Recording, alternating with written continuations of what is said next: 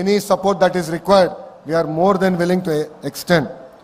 Every step taken today to support investors during project execution will go a long way in establishing us as a leading state in renewable energy deployment and a hub for clean energy. Together, let us rise, let us lead, and let us leave behind a legacy not of pollution but of power with a sense of purpose.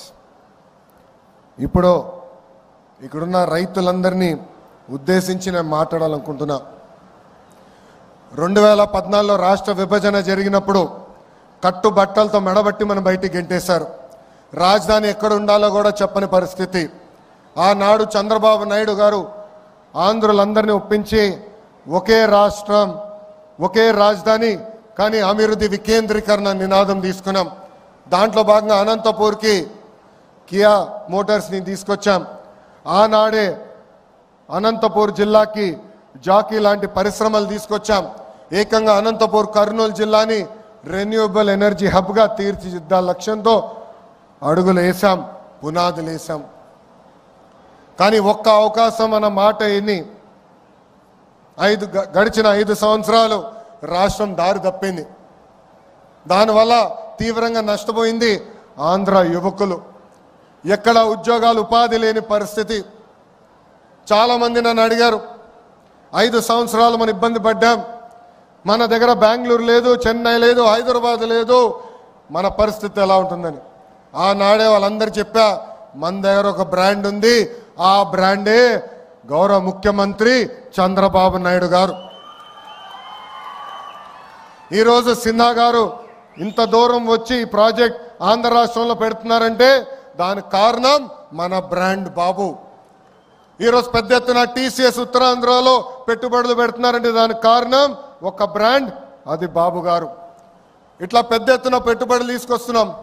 గౌరవ మంత్రి గారు ఇప్పుడే చెప్పినట్లు బాబు super 6లో తొలి హామీ 20 లక్షల ఉద్యోగాలు కల్పిస్తామని.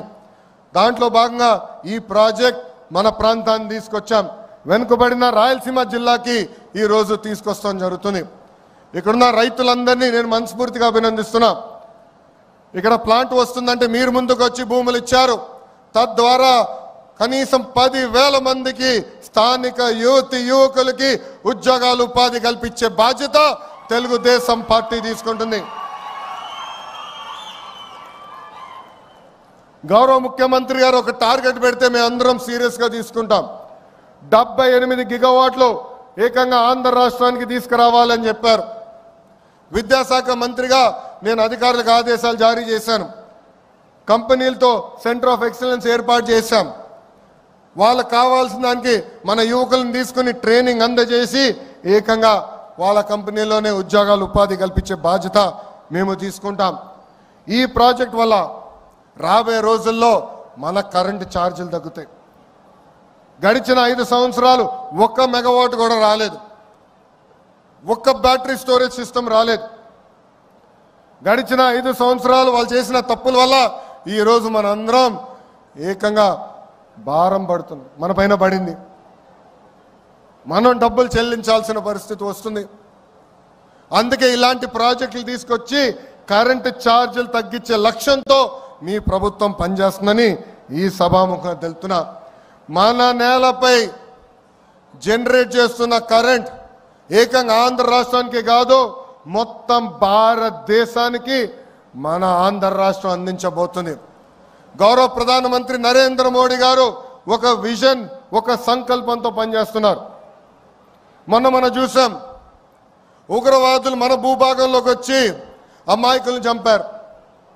ఢిల్లీలో ఎంత పనున్నా అమరావతి పనులు తిరిగి ప్రారంభించేదానికి గౌరవ ప్రధానమంత్రి గారు పిలిస్తే ఆంధ్ర రాష్ట్రం, ఆంధ్ర ప్రజలు నన్ను పిలిచారు, నేను తప్పనిసరిగా వస్తున్నానని వచ్చి తిరిగి శంకుస్థాపన చేశారు. ఆనాడే గౌరవ ప్రధానమంత్రి గారు ముందర నేను చెప్పా, ఆంధ్ర ప్రజలు కోరుతున్న అన్ని కోరికలు గౌరవ ప్రధానమంత్రి గారు తీర్చుకుంటూ వస్తున్నారు.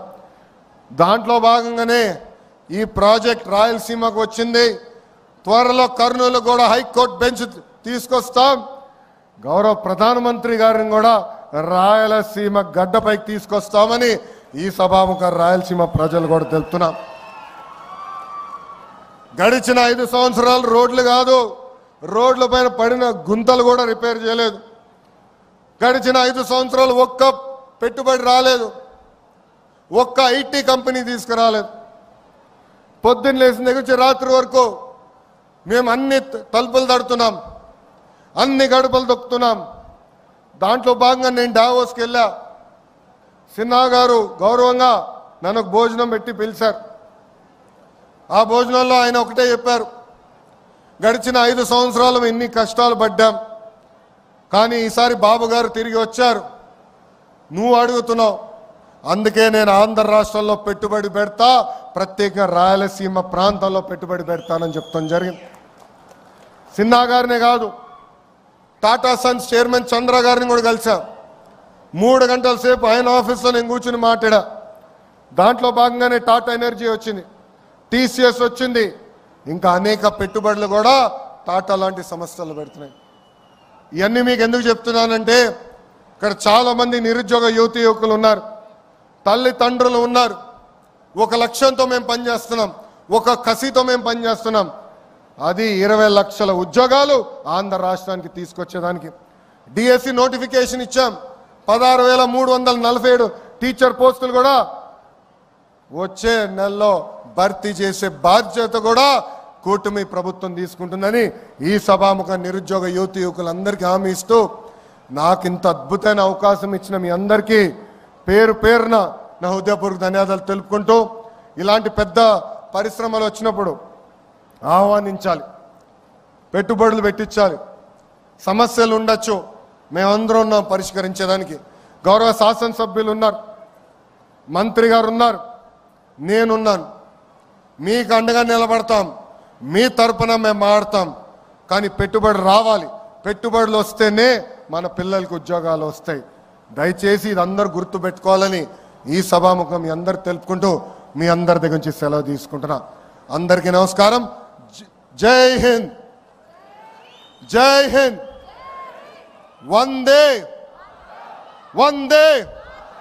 అందరికీ నమస్కారం.